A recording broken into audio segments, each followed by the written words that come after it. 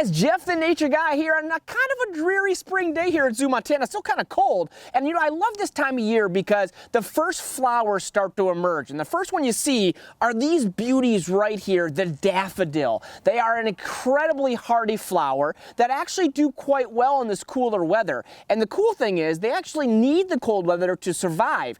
It's best to actually plant the bulbs of these guys during November here in Montana, believe it or not, because they need about 12 weeks of that cold weather in order to bloom this time of year. Really fascinating flower. Now, the other cool thing is that these flowers are actually brought over to Britain by the Romans many years ago because it was believed that their flowers would actually heal wounds. Well, funny thing is that is not true. In fact, there's crystals inside of these flowers that can irritate the skin. So if you have a cut, do not rub a daffodil on it. It is not going to help you. It's going to make it worse. Now, what's so cool about these flowers is they can be long-lived. If the bulbs are planted in the right environment and they like sunlight, they like they like long grass, they can live and actually rebloom every year upwards of 50 years. If you can imagine that, that's pretty crazy. Now, a couple things to remember. If you do put a daffodil bulbs in your yard, make sure you're in a place where your dog isn't going to dig them up,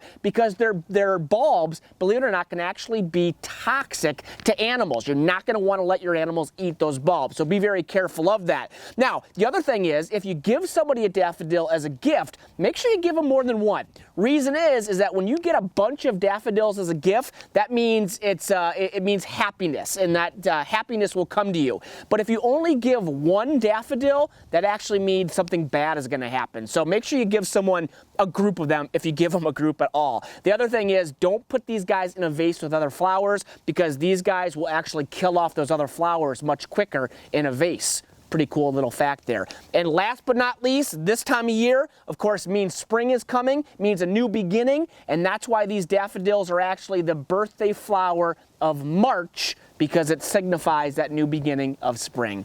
I love daffodils. They're one of my favorite. I thought you should know a little bit more about them because they're just beautiful to see, especially in a time when we need a little bit more color. Guys, until then, I will see you real soon here at Zoo, Montana.